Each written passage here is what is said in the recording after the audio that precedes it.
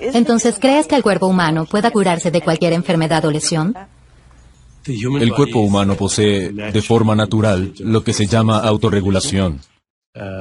En términos biológicos se conoce como homeostasis.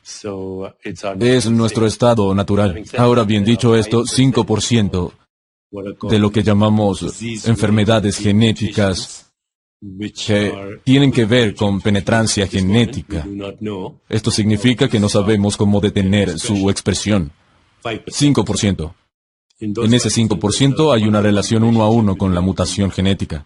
Una mutación es un error. Es como un error tipográfico en el gen. Es la palabra que se hizo carne, por decirlo de alguna forma. En ese 5% de momento, no sabemos cómo funcionaría la autorregulación o la sanación. Un buen ejemplo puede ser la mutación genética de Angelina Jolie, relacionada con el cáncer de mamas. La mayoría de las mutaciones genéticas no son así. Esto incluye el cáncer, enfermedades autoinmunes, trastornos degenerativos, propensión a la inflamación, enfermedades cardíacas, infecciones. La mayoría de estas enfermedades tienen que ver con nuestra experiencia de la vida. Y no solo con nuestra experiencia, sino con nuestra interpretación de la vida. En Supergenes dices que somos usuarios de nuestros genes y nuestro cerebro.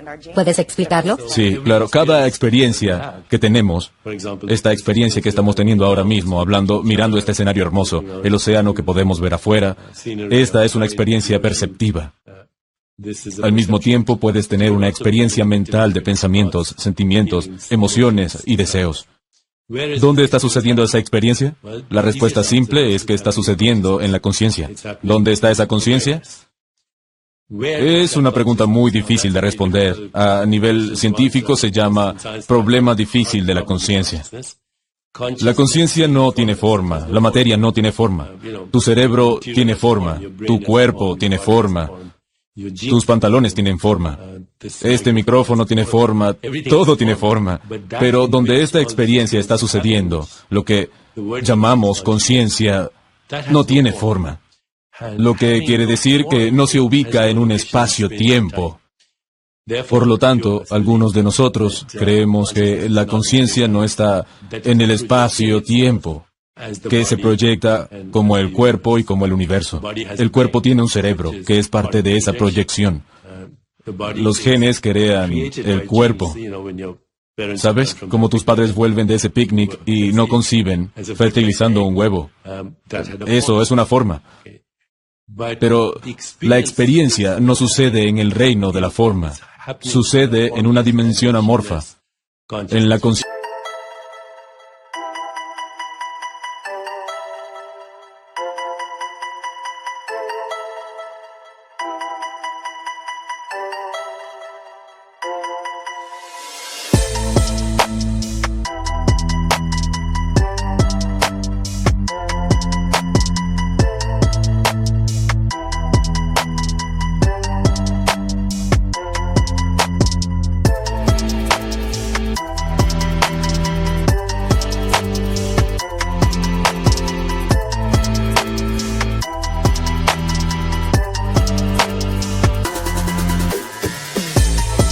Que eres tú.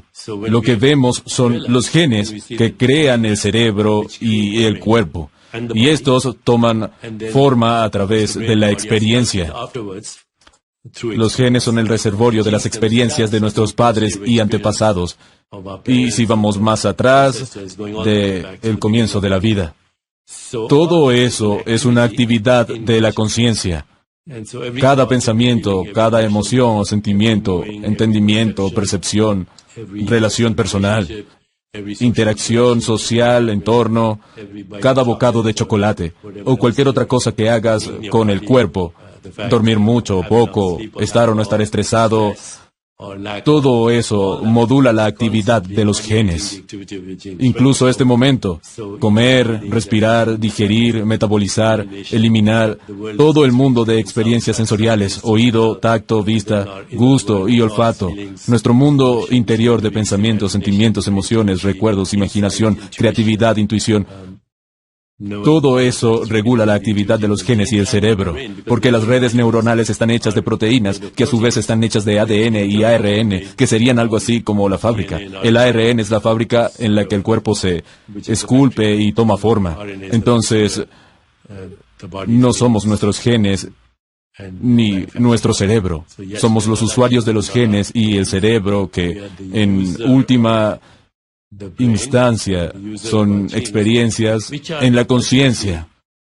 Son símbolos. El cerebro, el cuerpo, incluso la mente, son símbolos.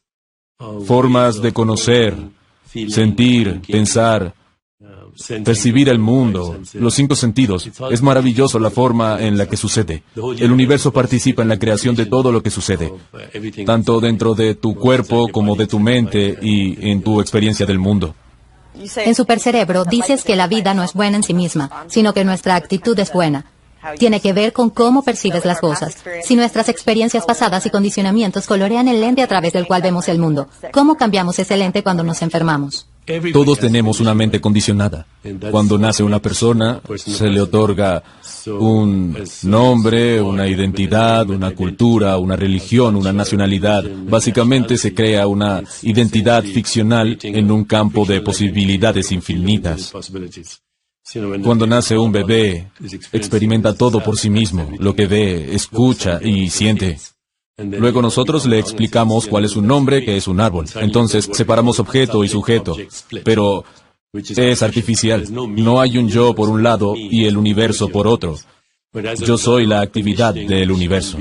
Pero como resultado de nuestro condicionamiento, que puede tener que ver con nuestros padres, educación, religión, cultura, historia, economía, creamos una identidad individual. Algunas personas tienen un condicionamiento aceptable. Sus padres les dicen, eres un regalo del universo, eres la encarnación de la divinidad. Lograrías alcanzar cosas extraordinarias y hacer cosas maravillosas. Este tipo de programación influye en todo. Desde el pensamiento, las emociones, la percepción, la biología. Si un niño recibe mucha atención, afecto, aprecio, aceptación, amor, alegría, todo eso, crea una biología, una autorregulación homeostática y saludable. Pero si el niño no recibe esta aceptación, afecto y aprecio, se crea un sentimiento de separación o temor que, en última instancia, se expresará como ira, hostilidad o resentimiento, agravios, culpabilidad, vergüenza o depresión. Eso crea separación. Es casi un cliché. De un lado está el amor, del otro el miedo. El amor es estar conectado a la vida y el miedo estar desconectado. El miedo es la base de todas las otras emociones que mencioné. Las disfuncionales generan una interrupción de una adecuada homeostasis, de la autorregulación que, como ya dijimos, genera enfermedad. Empieza como malestar que luego se convierte en enfermedad. Cada vez hay más evidencias que muestran la influencia de los condicionamientos tempranos, incluso antes de empezar a hablar, porque los bebés responden al lenguaje corporal, miran los movimientos de los ojos, el tono de la voz, las expresiones faciales, los gestos e intentan decodificarlos. ¿Esta persona es amorosa o amigable? No lo hacen con palabras, sino a partir de las sensaciones. Y así comienza a programar su cerebro límbico, que es el cerebro emocional. El cerebro límbico está conectado al sistema endocrino, al hipotálamo.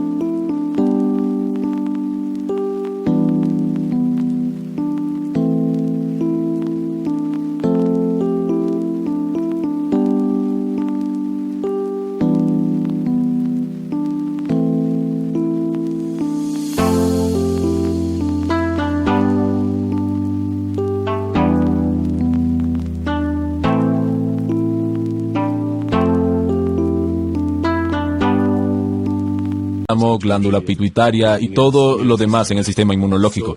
Así que el trauma emocional es el comienzo de la enfermedad y se remonta a los recuerdos de la primera infancia. ¿Podemos corregirlo? Sí, podemos. En primer lugar, convirtiéndonos en testigos de nuestros propios pensamientos, sentimientos, emociones y percepciones. No tratar de ser positivo, eso es exasperante. Las personas positivas son exasperantes porque son tan artificiales.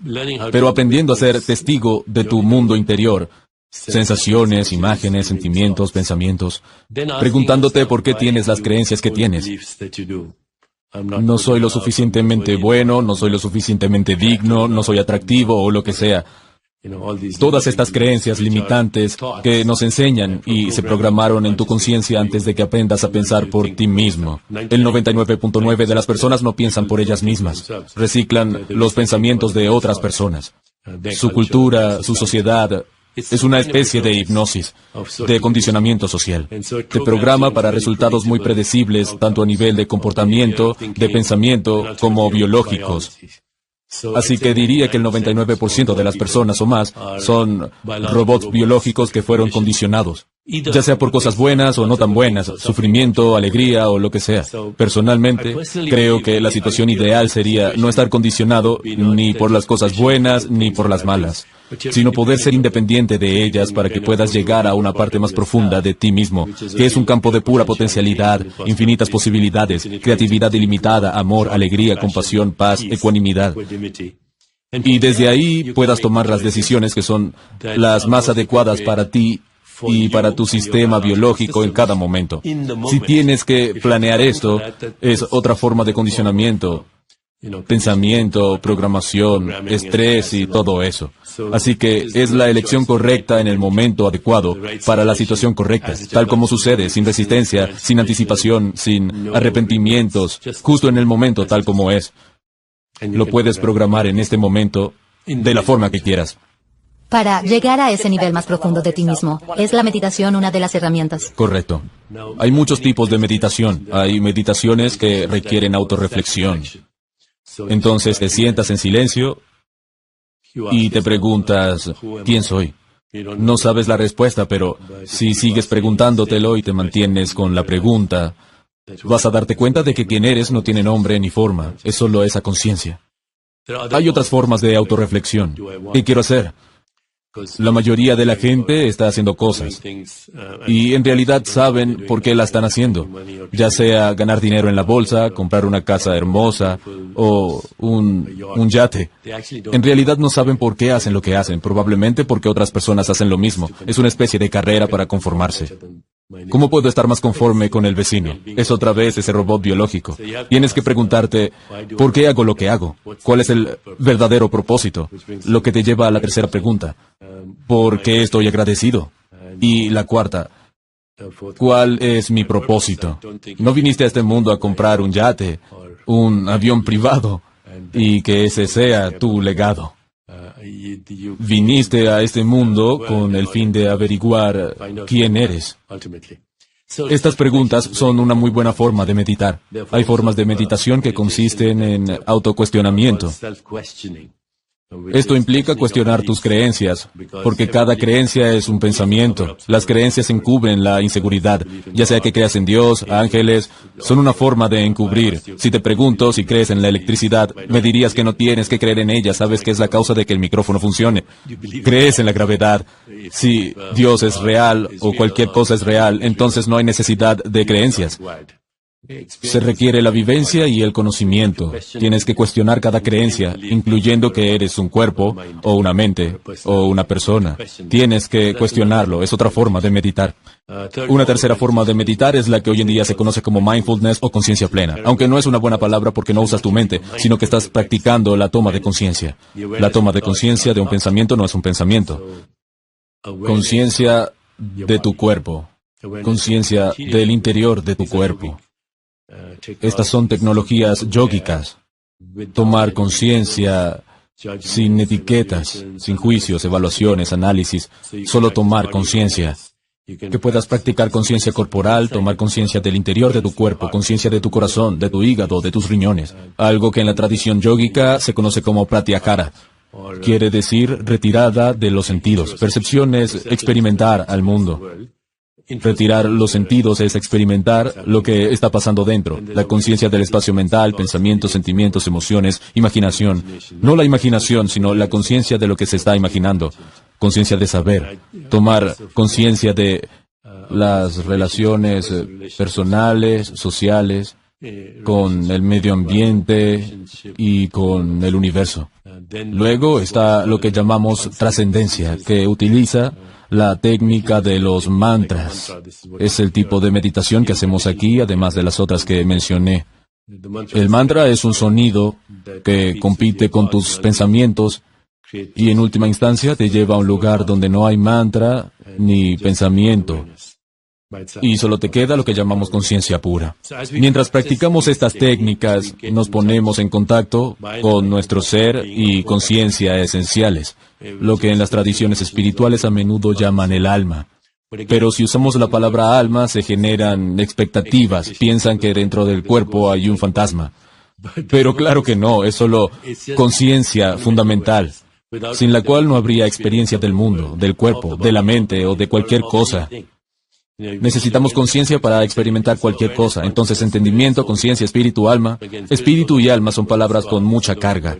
Dios, también se han hecho tantas interpretaciones. Lo mejor es decir que el ser esencial, la conciencia esencial, no sufre. En ella transcurren todas las experiencias. Conocemos todas las experiencias y toman forma todas las experiencias. Una vez que lo entiendes, te das cuenta de que todo lo que hay es conciencia. Su actividad es modulación, fluctuaciones de formas modificadas, corriente de excitación que llamamos cuerpo mental universal. En este nivel eres el creador de todo lo que vives. No hay necesidad de preocuparse por la sanación, enfermedad o ninguno de estos conceptos. Todos son conceptos porque el cuerpo en sí es un concepto. Una vez que se llega a ese nivel encontramos bienestar, pero ¿tiene la meditación beneficios físicos? Si tu cuerpo es una proyección, entonces puedes actualizar la película. Ya sabes, actualizar la ilusión. Pero sí, puedes tener beneficios fisiológicos. Básicamente, una mejor experiencia de la proyección de la conciencia, que llamamos mente y cuerpo. Bien, hablemos del microbioma. Volvamos al principio. Tus padres se enamoraron. Había un destello de deseo en sus ojos y el resultado fue un óvulo fertilizado. Esta es una sola célula. Esta célula se divide aproximadamente 50 veces y se forma un bebé, que es 100 billones de células. Tienes más células que estrellas en la galaxia. Todas vienen de esa primera célula que se convirtió en 2, 4, etc. Este proceso se llama morfogénesis y diferenciación. Morfogénesis significa dar forma y diferenciación, cómo una célula se convirtió en todas esas células, ojos, nariz, uñas, genitales, folículos capilares, hígado, riñones, vaso, todos son partes de una célula. Esta célula pasó un proceso de diferenciación, no de separación. Una se convirtió en muchas, pero todos están conectados a la fuente. Esto viene de 23.000 genes que adquiriste, la mitad de tu madre y la mitad de tu padre. ¿Qué es un gen? Un gen es un tramo de ADN. La gente escuchó la palabra ADN. Todo el mundo habla de ADN. ADN significa ácido desoxirribonucleico y básicamente son 4 productos químicos, adenina, guanina, citosina y timina. Y en resumen podemos decir A, T, C y G. Es el alfabeto de la vida, sin importar de qué forma de vida se trate. Un plátano o un mosquito, un hipopótamo, un cocodrilo o un ser humano. Solo 4 letras. En inglés sumamos 26 letras. La vida usa 4. Eso es ADN y está alojado en 46 cromosomas, que son parte del óvulo fertilizado. Un gen es un tramo de ADN. Piensa en tus cromosomas, como una escalera de caracol. Así es como las personas miran fotos del ADN. Hay peldaños en esta escalera de caracol. Esas son las moléculas de ADN. Hay un tramo de esa escalera que codifica una unidad de tu herencia. Tienes un gen para los ojos claros, para el cabello rubio, para los ojos azules. Algunos tienen un gen para la nariz que tenía Napoleón. Cosas así. Así que el gen es un tramo de ADN. Tu cuerpo, sin embargo, no es solo este o aquel gen. Es una sinfonía, una orquesta, una historia creada de estas palabras. Literalmente, la palabra se hace carne, por así decirlo. Obtuviste 23.000 genes de tus padres. Así que cuando naces, siempre que no sea por cesárea, esto ocurre los días de semana, porque los fines de semana los médicos están jugando al golf. Pero si no llegas al mundo a través de una cesárea, mientras estás saliendo al mundo, respiras e inhalas secreciones vaginales de tu madre. Esto se conoce como transmisión vertical del microbioma. porque estas secreciones tienen alrededor de 2000 especies de bacterias diferentes. Y si cuentas el número de genes, son 2,2 millones. Tus padres te dieron 23,000 genes. Pero en tu llegada al mundo adquiriste 2,2 millones, que son bacterias de la madre tierra. Siempre que no estuviera contaminada con antibióticos y esteroides, productos químicos y pesticidas, en teoría, la madre tierra te dio 2,2 millones de genes. Esto se llama transmisión vertical del microbioma. Está en tu piel porque estas secreciones te cubrían. Las tragaste, las inhalaste. Llegaste al mundo con 23,000 genes de tus padres y 2,2 millones de genes resultado de la interacción con tus padres, tus hermanos y el arrullo, acurrucarse, tocar y besar, lamer y amamantar. Todo eso es una interacción entre tu genoma, este microbioma, y por supuesto las experiencias de la vida. Esto crea una tercera estructura, una hoja de proteínas llamada epigenoma que regula la actividad de tus genes.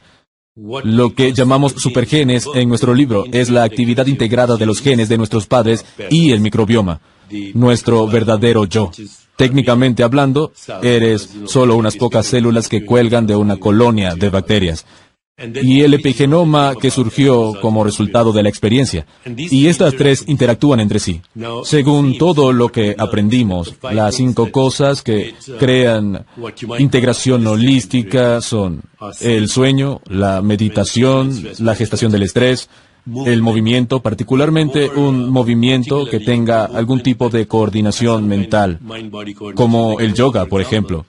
Lo que llamamos las asanas en yoga, la palabra asana significa permanecer de la conciencia. Cada asana estimula diferentes nervios que van a distintos órganos del cuerpo. Los saludos al sol, por ejemplo, estimulan el nervio vago que va del cerebro a las cuerdas vocales, influyendo en las expresiones faciales, respiración, corazón, todos los órganos del cuerpo. Este tipo de coordinación mental y estimulación del nervio vago influyen en todo, el microbioma, la regulación biológica, la variabilidad del ritmo cardíaco, etc. La tercera cosa es el movimiento, que influye en la autorregulación, la integración entre el genoma, el epigenoma y el microbioma. La cuarta cosa es respirar. Ahora la mayoría de la gente no respira adecuadamente porque no están presentes. Si estás presente, entonces tu respiración tiene una cierta cualidad. En las tradiciones yógicas hay cientos de técnicas de respiración. Los estudiantes de yoga las aprenden. Por ejemplo, la respiración Ujjayi, la respiración de las fosas alternadas, Bhastrika o respiración del fuelle. Todas estas técnicas de respiración tienen efectos muy profundos en el sistema nervioso visceral que va a diferentes partes del cuerpo. Entonces, el primero es dormir, el segundo es meditar y regular el estrés, el tercero es la respiración y el movimiento de yoga, el cuarto son las emociones. Cuanto más te conecten a la vida tus emociones, lo que las tradiciones orientales llaman emociones divinas, amor, compasión, alegría, ecuanimidad, aquellas que nos ayudan en la autorregulación, y otras emociones como culpa, vergüenza, depresión, ira, hostilidad, resentimientos, agravios, que perturban la autorregulación. Y lo último es la comida. Si tu comida está contaminada por antibióticos, esteroides, hormonas, pesticidas, que son los mismos productos petrolíferos que se usaban en los campos de batalla en Vietnam, el llamado agente naranja. Si tu comida está fabricada, procesada con toda esa basura, va destruyendo el microbioma. El microbioma, a través de los metabolismos, envía mensajes a tu genoma, diciendo que hay una guerra en marcha. El gen reacciona como si hubiera una guerra. El resultado es la inflamación. La inflamación perjudica el epigenoma, causando más inflamación. Es como si matases a algunos terroristas, pero estás causando muchísimos daños colaterales. Los terroristas les dicen a los tipos sanos, esta gente me está matando, únete a mí. Así el terrorismo se vuelve más grande y es lo que genera enfermedad. En un nivel muy simple: sueño, meditación, movimiento, respiración, emociones y alimentos. No es tan difícil hacer todas esas cosas, pero la ciencia es muy emocionante. Cuando sentimos dolor físico, sufrimiento, enfermedad, cuando estamos atrapados en el miedo, ¿cómo ponemos nuestra atención en otro lugar? Cuando hay dolor físico debido a una inflamación, una lesión o enfermedad, que el dolor físico requiere que lleves tu conciencia allí. Si te resistes, solo va a empeorar. Lleva allí tu conciencia. Un poema de Rumi dice, la cura para el dolor está en el dolor. Llevas tanta conciencia al dolor, sin juzgarlo, sin decir, me duele, qué incómodo, me está doliendo mucho. Eso no es conciencia, son pensamientos. La toma de conciencia es la autorregulación. Lo mejor en el caso del dolor físico es llevar allí la conciencia de forma despojada, sin intención, solo atención. Esta es una cosa que puedes hacer cuando tienes dolor físico. Lo otro que puedes hacer es meditar hasta el punto de la trascendencia. Como nosotros lo enseñamos, quiere decir llegar al punto donde no hay mantra ni pensamiento. Solo hay conciencia, trascendencia. No hay dolor cuando trasciendes, porque el dolor está en el mundo del espacio, tiempo y causalidad. Trascender es ir más allá de eso. Esto es lo que puedes hacer con el dolor físico. Y claro, tratas la enfermedad subyacente, pero hay otro tipo de dolor, vinculado al sufrimiento, que no le ocurre a ningún otro animal. Por ejemplo, ¿por qué mi novia no devuelve mi llamada? O cualquier cosa tonta como esa. Cualquier pensamiento.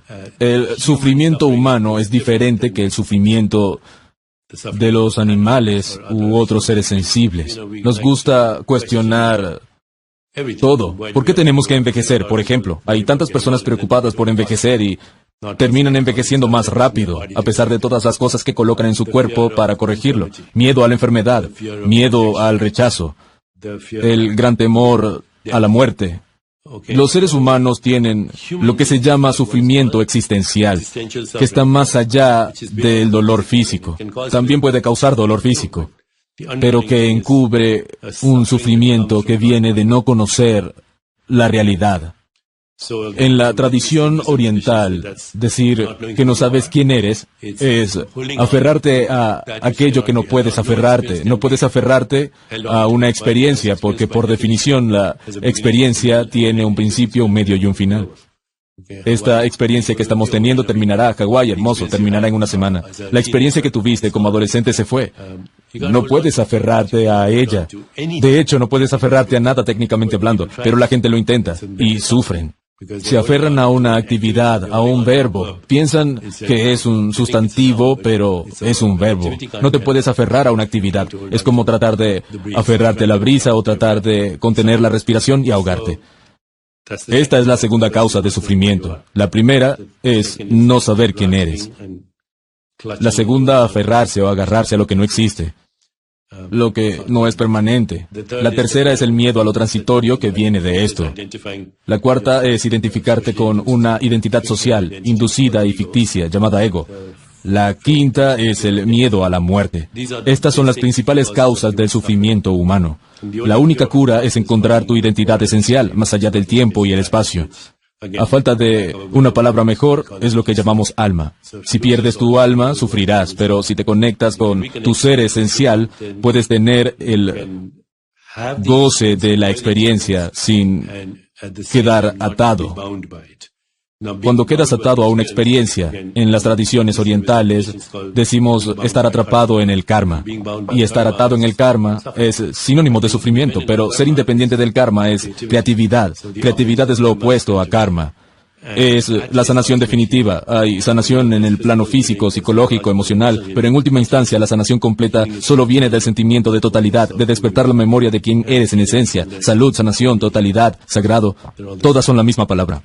Me encanta cuando hablas de cómo tenemos nuevos yos a diario, nuevos órganos, partes del cuerpo cada semana, cada mes. ¿Es la mente la que sostiene la enfermedad? Buena pregunta. Si recuerdas que nuestro cuerpo es una actividad, en el universo solo hay actividad, nada se detiene, excepto tal vez en un museo. Incluso los museos desaparecen después de un tiempo.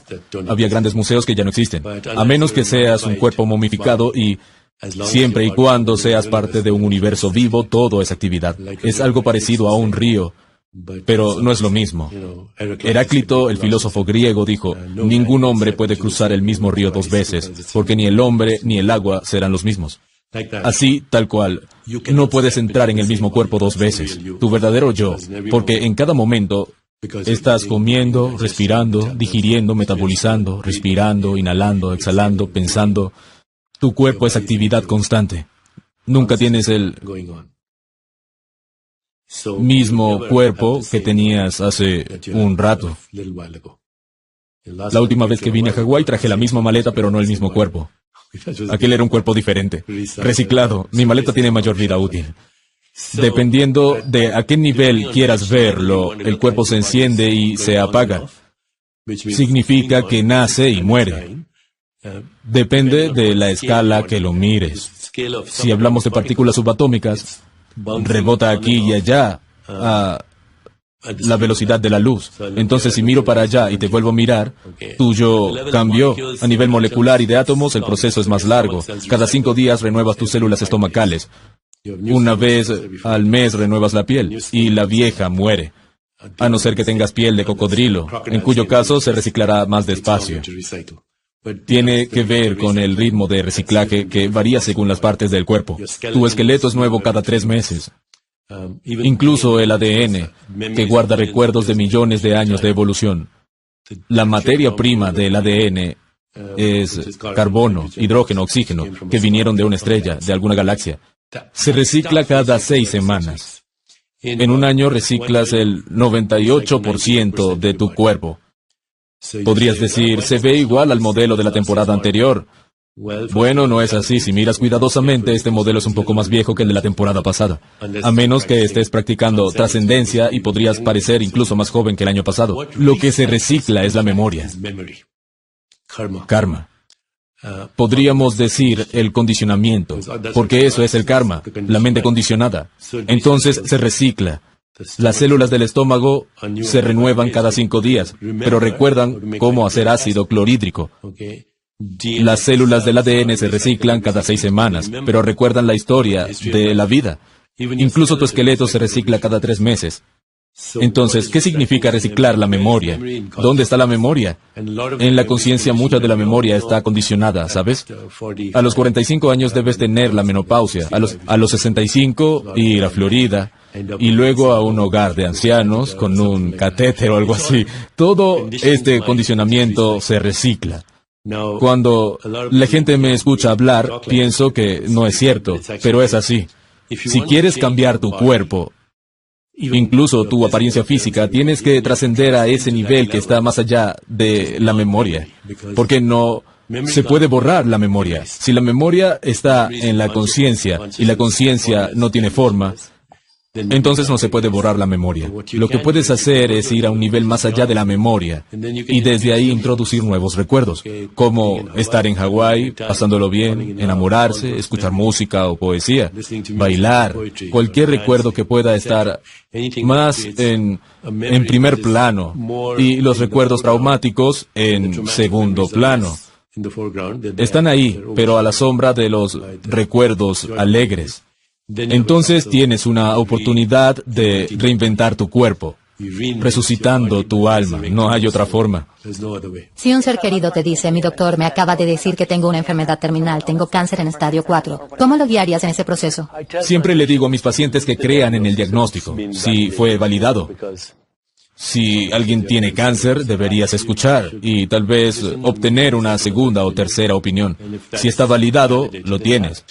Cree en el diagnóstico y haz algo al respecto, pero no creas en el pronóstico. El pronóstico es cuando alguien dice, tienes 3 meses de vida, o el 60% de las personas mueren en 6 meses. Es como decir qué temperatura hace en este momento en Nueva York, solo por saber que en la temperatura promedio es de 75 grados. Eso no dice la temperatura ahora. O si eres de Honolulu y tus ingresos son de $100,000, pero el ingreso promedio es de $60,000. No hay correlación. Nadie puede predecir tu pronóstico, número 1. ¿Por qué no elegir el mejor pronóstico entonces? En segundo lugar, reconocer el hecho que mencioné anteriormente. Solo el 5% de las enfermedades tienen que ver con mutaciones genéticas, según nuestro estado actual del conocimiento, lo que significa que en el 95% de los casos podrías hacer algo para cambiar el resultado de tu enfermedad. Eres un participante. En primer lugar, diría que obtengas más información que la que tu médico te da. Busca en Google, ve a la Biblioteca Nacional de Medicina, busca en PubMed y toma todo lo que puedas de ahí. Algunas cosas te harán sentido, otras no. Lo sabrás intuitivamente. Explora todo. En la mente, medicina corporal, sanación espiritual, el mundo de las hierbas, la dieta y los alimentos. la medicina, medio ambiente, todas las cosas que generan una experiencia de vida. Al mismo tiempo, en las etapas agudas de la enfermedad, utiliza lo que se llama medicina mecanicista. Si tienes una infección con un montón de bacterias dañinas, tienes neumonía, ese antibiótico puede ayudarte a remontar, pero no va a influir en tu percepción de la infección o en la probabilidad o no de contraerlo nuevamente.